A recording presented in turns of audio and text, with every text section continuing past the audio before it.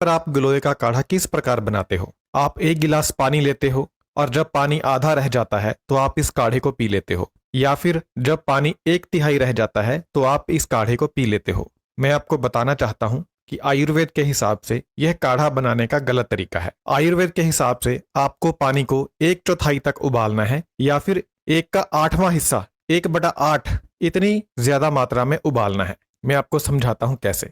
आयुर्वेद के अनुसार दो तरीके हैं गिलोय का काढ़ा बनाने के। सबसे पहला तरीका है कि आप 4 कप पानी लें और जब पानी 1 कप बच जाए तो आप इस काढ़े को पी लें। यानी आपने 3 हिस्से पानी उबाल कर खत्म कर दिया और 1 हिस्सा पानी का बचा। और दूसरा तरीका है कि आप 4 कप पानी लें और जब आधा कप काढ़ा बच जाए तो आप इसे पिएं, यानी टोटल पानी का 1/8 हिस्सा। लेकिन हम में से ज्यादातर लोग क्या करते हैं कि हम पानी को आधा ही उबालते हैं या फिर 1/3 हिस्सा उबालते हैं। इससे होता क्या है कि काढ़े का असर पूरा नहीं निकलता। काढ़े को जो काम करना चाहिए काढ़ा वह काम नहीं कर पाता। तो इससे आपको अपनी बीमारी में जल्दी फायदा नहीं मिलता, आपको फायदा देर से मिलता है। तो अगर आपको हल्का काढ़ा चाहिए तो आपको कम से कम इसे इतना उबालना है कि 1/4 पानी बाकी बचे। यानी 4 कप आपको कम से कम पानी लेना है, 1 गिलास पानी नहीं लेना। 4 कप आपको पानी लेना है और जब पानी 1 कप बच जाए तो आपको इस काढ़े को पीना है। और अगर आप किसी बीमारी के लिए काढ़ा बना रहे हैं तो आपको इसे इतना उबालना है कि पानी आधा कप बचे, यानी 4 कप का आधा कप, यानी 1/8 हिस्सा। जब आप ऐसा करेंगे तो काढ़ा बहुत ज्यादा गाढ़ा बनेगा और यह काढ़ा बहुत ज्यादा असर करेगा। तो दो तरीके हैं। अगर आपको ज्यादा स्ट्रॉन्ग काढ़ा नहीं चाहिए तो आपको 1/4 हिस्सा करना है पानी का, और अगर ज्यादा स्ट्रॉन्ग काढ़ा चाहिए तो 1/8 हिस्सा करना है। 1/2 हिस्सा या 1/3 हिस्सा नहीं करना है। और आपको 4 कप पानी हर हालत में लेना ही लेना है, सिर्फ 1 गिलास पानी नहीं लेना। तो यह है गिलोय का काढ़ा बनाने का सही तरीका। अगर आप स्वस्थ हैं और सिर्फ अपनी हेल्थ को मेंटेन करने के लिए काढ़ा पीना चाहते हैं तो आप 1/4 वाला काढ़ा बना सकते हैं।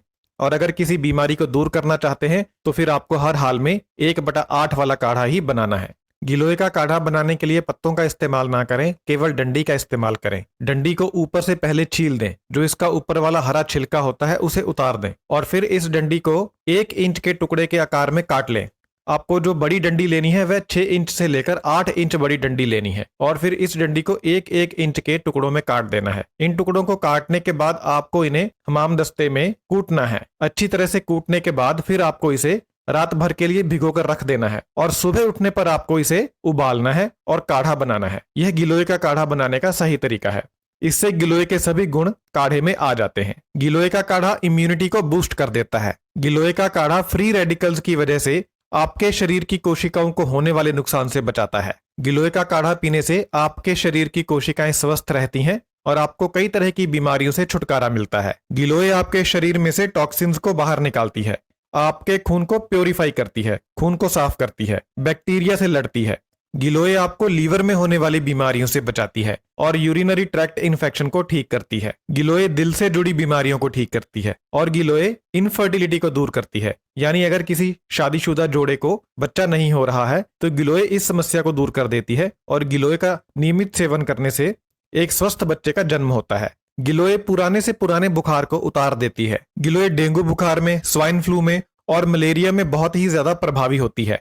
गिलोय खाने से आपका डाइजेशन इंप्रूव हो जाता है। गिलोय खाने से आपका पाचन बेहतर बन जाता है। गिलोय आपकी आंतों से संबंधित समस्याओं को दूर कर देती है। गिलोय डायबिटीज को ठीक कर देती है। गिलोय बहुत ज्यादा बढ़े हुए शुगर लेवल को कम करने के लिए एक चमत्कार की तरह काम करती है। गिलोय स्ट्रेस को कम करती है और घबराहट को कम करती है।